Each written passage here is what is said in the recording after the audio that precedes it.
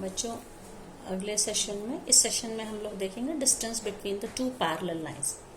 एक तो अगर दो लाइन L1 और L2 ये जैसे इस फिगर में दिखा रहे हैं, अगर ये पैरेलल हैं, इसका मतलब है कि ये कोप्लेनर लाइन है, एक ही प्लेन पे है। तो मान लीजिए दो लाइन की इक्वेशन है जो कि वेक्टर फॉर्म में दी गई है। आप देख सकते हैं r is equal to a1 plus lambda times b and r is equal to a2 plus mu times b। अब देखिए दोनों लाइन के जो डायरेक्शन रेशियो मतलब जिसके पैरेलल है ये कॉमन होता है पैरेलल लाइन में, सिर्फ ये कोफिशिएंट्स चेंज होंगे। अब ये दोनों लाइनें दो डिफरेंट पॉइंट से पास हो रही हैं, इसलिए a1 और a2 अलग है। जैसे ये डायग्राम में देखिए, एक ये लाइन है, ये पॉइंट T ये मतलब कि a2 से पास हो रही है, और ये लाइन L1 है, ये पॉइंट A से पास हो रही है। तो इनके बीच का जो शॉर्टेस्ट डिस्टेंस होगा इसको हम TP या PT से शो करेंगे, और इसके लिए क्या फॉर्मूला होता है, B cross A2 minus A1 upon mod of B।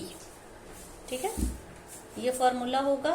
तो इस पर बेस्ड हम लोग एक क्वेश्चन सॉल्व करते हैं, एक्सरसाइज है ये का एक क्वेश्चन लेते हैं हम लोग शॉर्ट एग्जाम्पल का।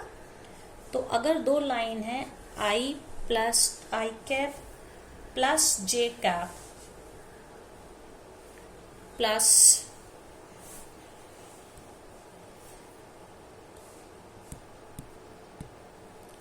ये बच्चों ये लाइन है R is equals to i cap plus 2j cap minus 4k cap plus lambda times 2i cap plus 3j cap plus 6k cap. एक ये लाइन है, और दूसरी लाइन है R is equals to 3i cap plus 3j cap minus 5k cap plus mu times 2i cap plus 3j cap plus 6k cap. इनके बीच का हमको shortest distance निकालना है। एक तो इसको ये दो पैरेलल लाइन इनको पहचानने का सबसे अच्छा तरीका ये मैंने ये बताया था, ये फॉर्म होनी चाहिए। आप देखिए लैम्डा और म्यू दो अलग अलग यहाँ पे कांस्टेंट, लेकिन अंदर का ये वेक्टर बी दोनों में सेम है, मतलब कि स्पेस में ये दोनों लाइनें कैसी हैं, पैरेलल लाइन है, इसलिए इनके बीच का हमको शॉर्टेस्ट डिस्टेंस निकालना। सबसे पहले आप देख लीजिए यहाँ पे हम लोग A1 और A2, ये A1 है और ये A2 है, तो हम लोग A1 की वैल्यू लिख, A1 is I cap plus 2j cap minus 4k cap and A2 is 3i cap plus 3j cap minus 5k cap. तो इससे फॉर्मूले में हमें A2 माइनस A1 चाहिए, तो वेक्टर A2 माइनस A1 इसकी वैल्यू क्या मिलेगी, difference of the code 3i minus i 2i cap 3j minus 2j plus j cap, और ये क्या मिलेगा इसमें हम लोगों को, थर्ड वाला माइनस 5i प्लस 4k, तो माइनस k कैप, ये हम लोगों को मिल गया।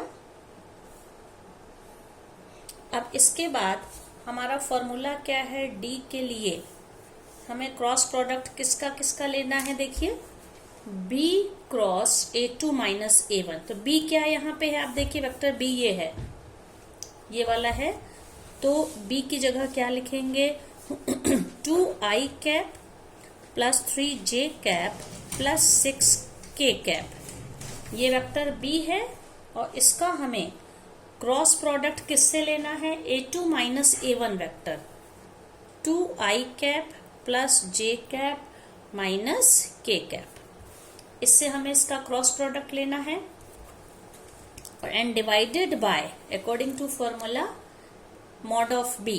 मॉड ऑफ B मतलब ये दिस इज वेक्टर B, तो किससे हमें डिवाइड करना है, square root of 4 square plus 3 square plus 6 square. ठीक है, तो अब जब इसको सॉल्व करेंगे, क्योंकि क्रॉस प्रोडक्ट जब दो वेक्टर्स का निकालते हैं तो हमें डिटर्मिनेंट उनका निकालना होता है, जिसकी फर्स्ट रो दो वेक्टर्स है, तो i cap j cap k cap, ये फर्स्ट रो बनेगी। सेकेंड रो में इसके कोफिशिएंट्स 2 3 6 और थर्ड रो में इसके कोफिशिएंट्स 2, ये क्या था हम लोग का, A2 माइनस A1 था, 2 1 -1। इसका हम cross product divided by square root of this number, तो ये क्या हो जाएगा, ये बच्चों ये सॉरी 2 स्क्वायर था, इट वाज नॉट 4 स्क्वायर, तो 4 + 9 + 36।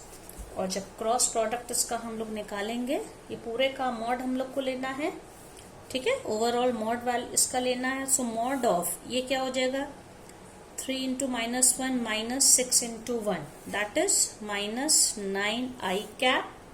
सेकेंड वाले में क्या हो जाएगा बच्चों, देखिए with minus sign, 2 × -1 with minus sign, 2 × -1 -6 × 2, तो -2 -12, तो ये कितना हो जाएगा, ये मल्टीप्लाई करने पे -2 -12 that is 14, -14 with minus sign, तो +14j कैप हो गया। और थर्ड वाले में क्या होगा, दिस इंटू दिस, -2 × 2 -6, तो कितना हो जाएगा, 2 - 6 इज -4, -4k कैप। इसका मॉड अपॉन, और इसको ऐड करने पे क्या मिला हम लोगों को, स्क्वायर रूट ऑफ 49। तो जब इसको सॉल्व करेंगे तो ये क्या हो जाएगा, ये पूरा square root of 9 square plus 14 square plus 4 square divided by square root of 49 that is 7 होगा। तो ये तो नीचे ये 7 आ गया और ऊपर आ जाएगा, इनको ऐड करने पे 293, स्क्वायर रूट ऑफ 293 अपॉन 7, ये दो पैरेलल लाइन के बीच का डिस्टेंस होगा। बच्चों वापस में ये दो फॉर्मूले और देख लीजिए। वैसे angle between the line syllabus में नहीं, लेकिन कंडीशंस कभी कभी ये काम आ सकती है। जैसे मान लीजिए दो लाइन है, कार्टेशियन फॉर्म में है, ये इनके डायरेक्शन रेशियोज हैं, और x1 y1 z1 पॉइंट है जिससे लाइन L1 पास हो रही है, x2 y2 z2 वो पॉइंट है जिससे लाइन L2 पास हो रही है, ठीक है। तो अगर ये दोनों लाइनें L1 और L2 एक दूसरे के परपेंडिकुलर हैं, मतलब उनके बीच का एंगल 90 डिग्री है, तो इसका क्या मतलब है, क्या कंडीशन होती है कि इनके जो वो A1 A2 B1 B2 C1 C2 इनका जो सम होगा वो हमेशा 0 होगा। A1 A2 plus B1 B2 plus C1 C2 is always 0। ये कंडीशन आपको याद रखनी है अगर आपको prove that the following two lines are perpendicular to each other, ठीक है।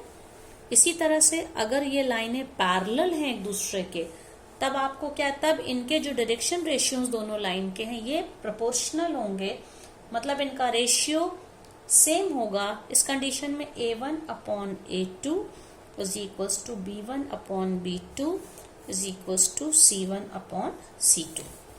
ये हमें प्रूफ करना होगा। अगर ये परपेंडिकुलर हैं दोनों लाइनें तो ये, और पैरेलल हैं तो ये।